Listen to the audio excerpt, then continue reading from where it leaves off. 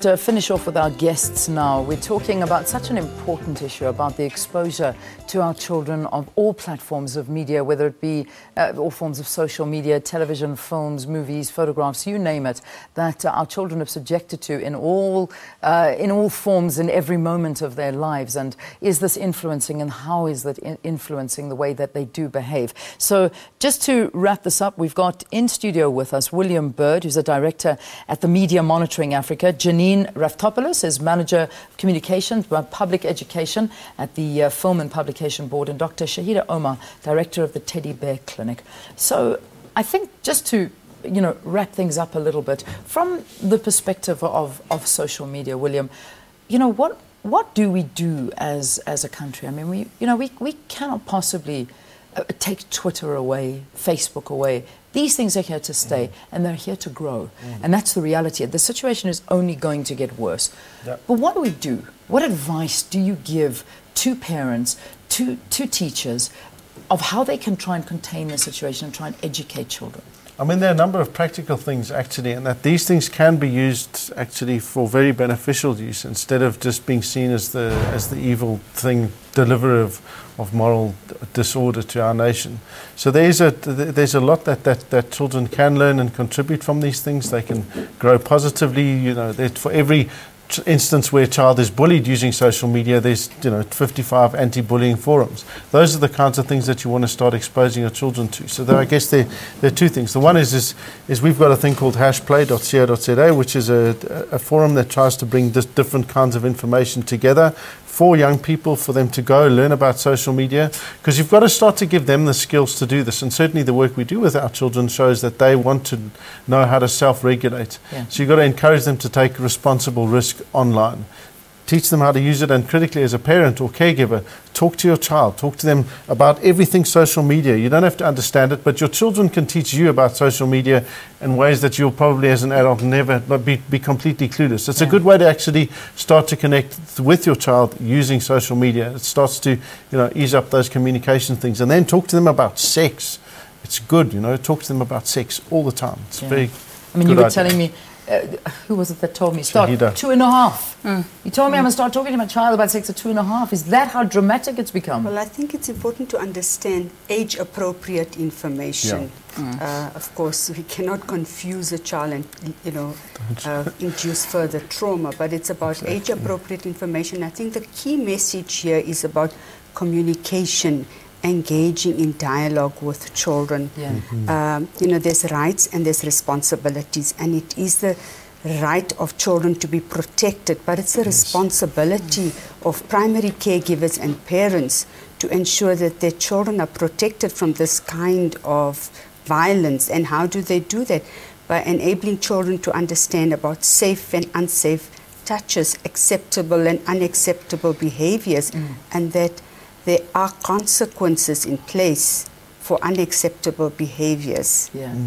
I want to ask you, and I'm not sure if I've actually posed the question to you, about social media and the effect that it has on children. Do they talk to you about this? Is this one of the major factors and the issues that you find coming into the Teddy Bear Clinic? Well, we've had cases of incest, we've had cases of sexual violence where children have indicated in their narratives, it's been clearly elicited that they actually saw things and that aroused them and that induced some of their behaviors. Yeah. Where we heard from children, what do they understand by sex and sexuality? And the responses were horrible, where they said it was throwing a girl down, tearing off her clothes, hurting a child. So their understanding of sex is synonymous to violence. Yeah, and that's something you see all the time. I mean, because this is available and freely available. We see it happening. You know what? To be very clear, Leanne, there's been a lot of calls to scrap this policy. You cannot scrap the policy. We have to do something. There's an overwhelming sense here that something needs to be done. Yeah. It's extremely clear. So we're not scrapping the policy. Something has to be implemented and something has to give. There's the other side of this coin. The internet, the social media space, phenomenal tools. We do amazing things. And like William says, for every child porn site, there's 40 other things that you can use, educate your children, filters, etc. But we have to come to a commonality with NGOs, government, industry. We can't be working in silos anymore. I mean, I think it's very, very clear. There has to be some sort of task team, rapid response that we were sharing during the break. We cannot continue to work in silos anymore. It's just not conducive to our society. So what do you recommend? I mean, how do we bring about this cohesion? I mean, from the Film and Publication Board standpoint, we have several things that we do that we would like to continue to grow with. We have outreach programs that we need to do more with DBE, with the teddy bear clinics, with Facebooks, with industry. We have online monitors that are constantly monitoring the space, compliance monitors. We have a child protection unit that is completely overwhelmed right now with too many cases that we just can't cope with. And of course, we have the fact that we need to regulate the space. We are a regulator, we are mandated to do it, and it is surrounded with our constitution as well. All right. Amazingly, I'm just taking a look at Twitter now, and one of my colleagues, Griselda Dudumashe, used to be Griselda Kananda until she got married, she actually brings up quite an important point, saying most of the cartoons meant for children are even violent. Tom and Jerry, always hurting one another. Snow White has a wicked stepmom. And this has now caused a big conversation on Twitter as well, and people are saying, you're right. It's amazing how things have changed. You know, it used to be a cat and mouse running around after each. Now they bash each other up. It's crazy. It's interesting. I was on another interview a couple of weeks ago, and a caller called in and described this cartoon, which sounded horrific. At the end of it, he said, well, that's Finding Nemo. And it involved, and everybody was oohing and eyeing, and he says, but that's Finding Nemo. If I had to write my script that way, it would never get passed. That's it. That's it. That's what people are wanting these days, and that's not fair.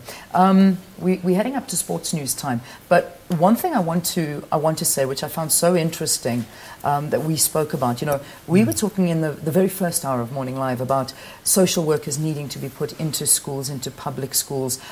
Private schools seem to have a better hold on things, but the three of you looked at me with these like eyes of, what do you mean? No ways. That is very much swept under the carpet. They've got more access to all these technological things we have been talking about. What actually happens in these private schools? Well, I think in the private schools, they have access to their professional resources, because the problem is across the board. You know, I think we talked about poverty, but it doesn't exclude children from middle class or affluent communities. They are also affected and affected by the scourge of sexual violence. So private schools utilize their own professional resources, and intervention is provided, and it's, as you've highlighted, swept under the carpet. Swept under the carpet. Do you find it's more prevalent in affluent areas as opposed to your more poorer areas? Well, just because you're wealthy, it doesn't mean you're more intelligent or that you're able to communicate more effectively with your child. In fact, very often you find there's a greater distance between the caregiver and the parents, between their children, because they rely equally on all of these different devices. It's only when you start to be informed and start to critically engage with these things that you then start to find that balance between having access to a wide range of things and giving them the skills and communicating. Talk to your children. Parenting. That's it. Really, we need to get back to basics. Thank you so much for talking to us here on the program. It's been a pleasure having you. William Bird, Director, Media Monitoring Africa, Dr. Shaheda Omar, Director, Teddy Bear Clinic, and Janine Raftopoulos, Manager, Communications and Public Education at the Film and Publication Board. Thank you very, very much to the three of you. Thank you. All right, Valen, it's over to you.